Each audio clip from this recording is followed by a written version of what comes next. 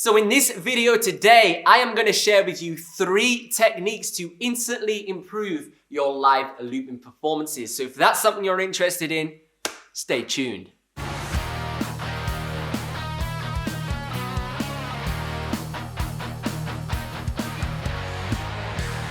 Hey, what's up? I hope you're having a fantastic day. Welcome back to another video. If you're new around here, I'm Ben Rowlands. This channel's all about live looping. Upload 3 videos just like this every single week. So if that's something you're interested in, consider subscribing. Now, in today's video, we're going to be looking at 3 techniques to instantly improve your live loop performances. But what I would like to know is, what techniques do you think would improve your live loop performances the most? Let me know in the comment section down below. But let's get started with technique number 1. So the first looping technique I want to share with you is called multitasking looping. And that is where we perform the track at the exact same time as looping the track. Now it sounds a little bit crazy, but let me explain. So normally when we loop, we like to record our guitar, then we like to do our drum beats and then record our vocals. But for a crowd experience, this can be quite a long-winded way to build up our loops. However, if we use this technique where we sing and record the guitar at the same time, then sing and record our drum beats at the same time, we're gonna build up this track a lot quicker and get straight to the point. So let me use A Message in a Bottle by The Police as an example. Just a castaway, island lost at sea. Ooh, another lonely day with no one here but me. Ooh, more loneliness than any man can bear.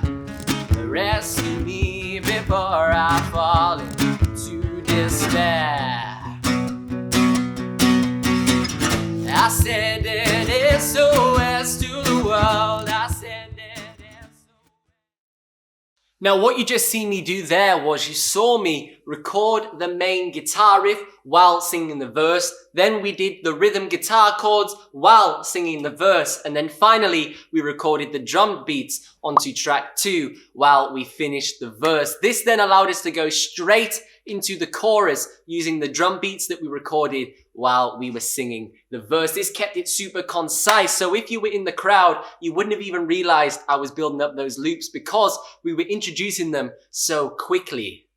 Now the second technique is loop measures. Now if you have a multi-track loop pedal such as the Boss RC300 or the Boss RC505, on those loopers you can assign specific track measures. So basically each track can have its own loop length. So for example, track 1 can be 8 bars, track 2 could be 2 bars, and then track 3 could be 4 bars. The loop pedal is then going to repeat those bars and measures until they match the longest one, and it'll just keep repeating in time. It's a pretty genius feature. Now, if you have seen any of my live performances, if you haven't, check them out over here. You'll notice in pretty much every single video, I am utilizing this feature on my Boss RC505. Now what it allows me to do is it allows me to put down a super long guitar chord progression on track 1 for 8 bars. Then on track 2 I can record my drum beat in really quickly because it's only 2 bars. I don't have to play it multiple times over. I just have to play it once.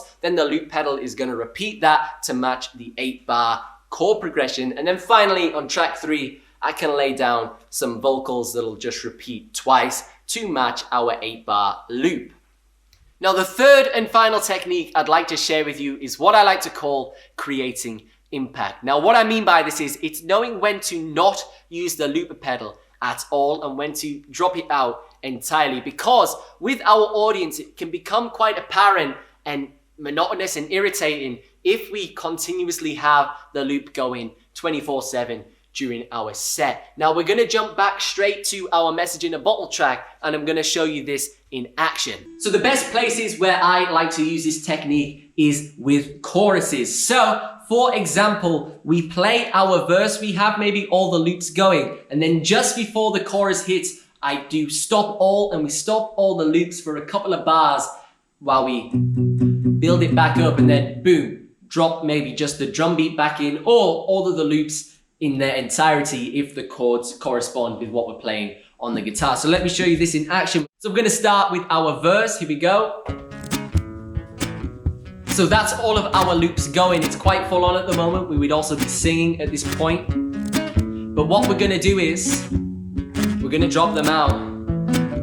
There you go, we've dropped them out, and then we can do a build up, bit of dynamics on the acoustic guitar, and then bring our drum beat back in.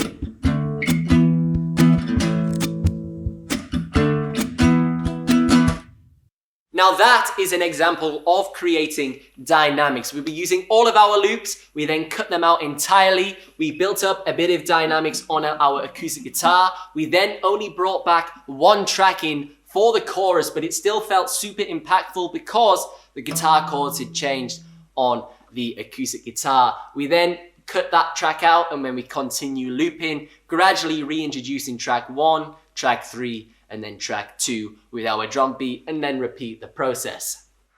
Thank you so much for watching. I hope you thoroughly enjoyed the video. If you did, please consider leaving me a like and a subscribe. This channel's all about live looping upload, live looping tutorials, live looping performances every Tuesday, Thursday, and now Saturdays. I've been Ben Rowlands. You can find me online at benrowlandsmusic.com. If you want to learn more about live looping, check out this video over here, and I will see you in the next one.